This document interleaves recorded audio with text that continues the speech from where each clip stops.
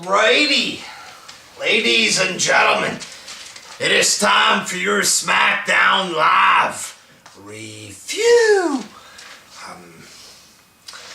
Not really impressed, you know what I'm saying? A bit less gruesome than Raw, but Smackdown just doesn't feel big time to me. It feels like some kind of cheaper, low-budget show, you know. I want it to be good. I want to enjoy the brand split. I do, but it's just not impressive, you know what I'm saying? It started off with the Wyatts beating up Ambrose and Ziggler. Bray Wyatt cut a promo before that. He says that he's God. And other wrestlers have used this God line, so it's nothing really impressive, this promo there. Eventually the Wyatts beat up Ziggler and Dean Ambrose. And this was meant to set up a tag team match. It's a decent opener, but at the same time, your champion and number one contender are getting beat up by mid-carders there. Way to promote a world title match there. But it's to set up a tag match there, playa. And that's, you know, never really interesting when you have a boring tag match as your main event there. First match, the American Alpha defeated two enhancement talents, and one of the enhancement talents was the YWC's very own MB Wrestler 87, my old nemesis, my former enemy here on YouTube. Before the days of WJ versus Dark Horse, you had WJ against MB Wrestler, and we had like a big rivalry that lasted over 2 years. Me and him, we had like a good 6-7 feuds, like 5-6 vids back and forth per feud. We had a feud because I said wrestling was fake. You know what I mean? That's what started off the big war there. We had a feud about e-begging, maybe 2 feuds about e-begging. A feud about Chris Benoit. Benoit. And we had like 3-4 other feuds as well there. We each made like 20-30 vids on each other, if not more, but you know, I hold no grudges against the man. 2 weeks ago, I left him a comment on this page. I said, you're still young. You still have time to make it in the big feds. And there he was 2 weeks later on Smackdown Live. You know, so I'm happy for him. Stuff like this, pretty cool to see him on there. You know what I mean? The match itself, you know, just a squash match. He pretty much just took like a double arm drag, but at least it's cool for him to be in the match. But match quality wise there for the review or whatever, it was just, you know, a very basic squash match that lasted about 30 seconds to a minute, but it's cool to see MB, you know, on television. Eva Marie then came out to have a match against Becky Lynch. And then she had a wardrobe malfunction, or a fake one there. Her top was coming off or whatever.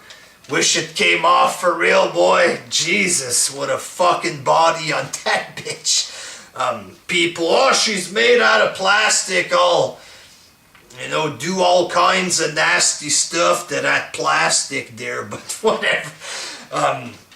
it was a bit funny, a wardrobe malfunction there. Some people might think it's cheap and stupid or whatever, but,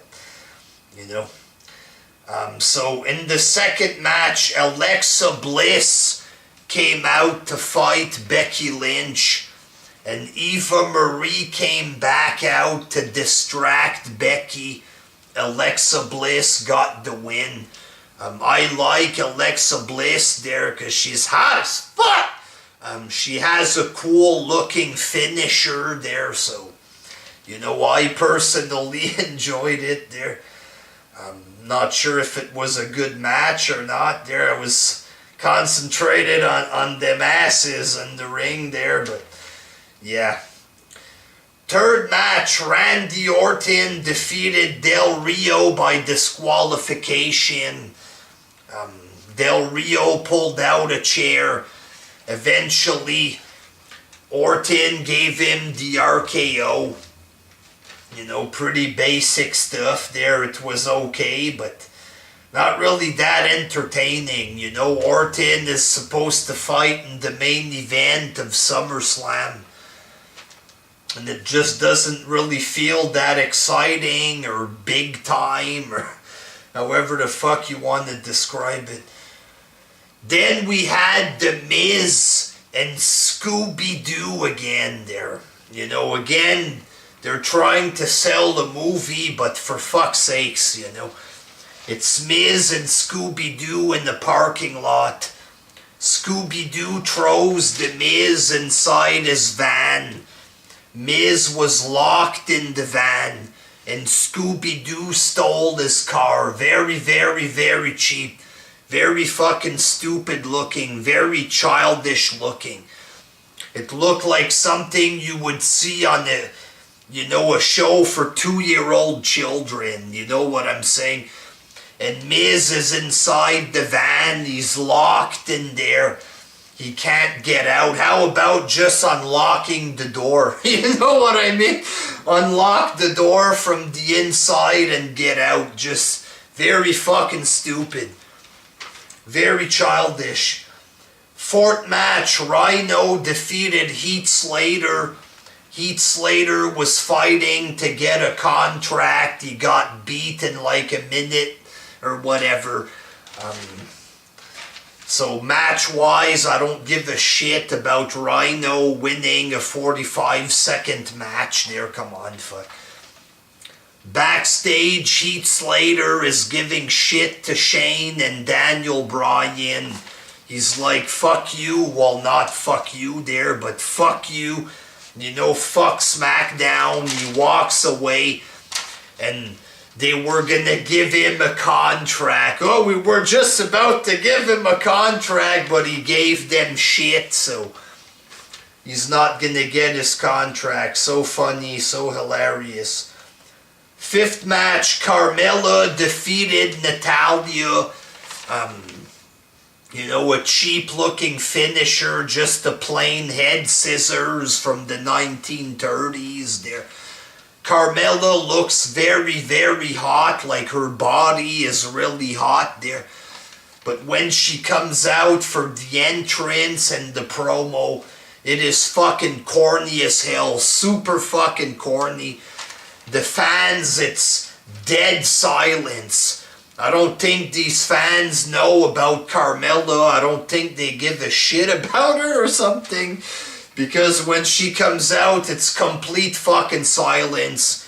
And it's corny as hell on the microphone. When she was with Enzo and Cass, Enzo would do all the work on the mic, So if you have her doing a female version of Enzo and Cass, but without the charisma, then it just comes off looking fucking cheap and corny, you know what I mean? Nice body though, but Jesus Christ, it's corny as fuck.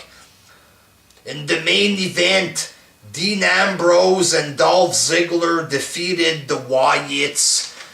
Match was okay, but it starts at like 20-10. The entrance, then you have 5-6 minutes of commercial, like 2 minutes of wrestling, another fucking 5-6 minutes of commercial. So you have maybe 5-6 minutes of wrestling on fucking TV, and it's as basic as it gets there. Like, this isn't really fucking main event quality. Wyatt's against Ziggler. It's just a basic tag match that you'd see in the second hour on Raw. You know what I mean? But because it's a brand split, now we have to pretend that this is worthy of being a fucking main event. Give me a fucking break. After the match, Ambrose gave him his finisher to Ziggler there. So, that, you know, oh, he gave him his finish. It was obvious it was coming. And Dean Ambrose did a big botch in this match. Ambrose does the dive, you know, just before Ziggler hits the kick finish. Ambrose does the dive, but his feet must have got caught on the ropes. He fucking lands all awkwardly on the floor. And that's for like the ending of the match there. Ziggler hits the finish 2 seconds later. 1, 2, 3. It looked like I was watching TNA, for God's sake. Apart from seeing MB Wrestler on Smackdown there was nothing really exciting. You get Randy Orton in a DQ match, but, you know, it's just Randy Orton there. I'm not gonna act like if Randy Orton is big like The Undertaker or something. Last year, he was having just mid-card matches on fucking Raw and Smackdown. You know what I'm saying? I'm not gonna fucking mark out for Randy Orton in a plain disqualification match. You know. Sorry there, this video isn't the best, but it's late. I just want to get it out of the fucking way. And I'm not really that fucking excited for Smackdown. No, I'm on Team Blue. I'm on Team Smackdown. Smackdown is better. Smackdown is just cheap. Fuck. There's nothing major on there. Where the fuck was John Cena? Where was AJ Styles? Oh, that's true. They're fighting dark matches on fucking Raw. That's where they are. Having dark matches to give something to the crowd on Raw with their fucking weak roster, for fuck's sakes.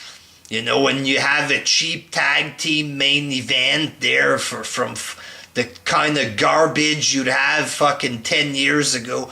And even back when Teddy Long would give you tag team main events, at least you had real stars in the fucking matches. You know what I mean? This shit sucks, people. It's like I'm watching TNA or something. Even TNA these days is more funny anyway than the garbage we get in WWE. Until next time, peace!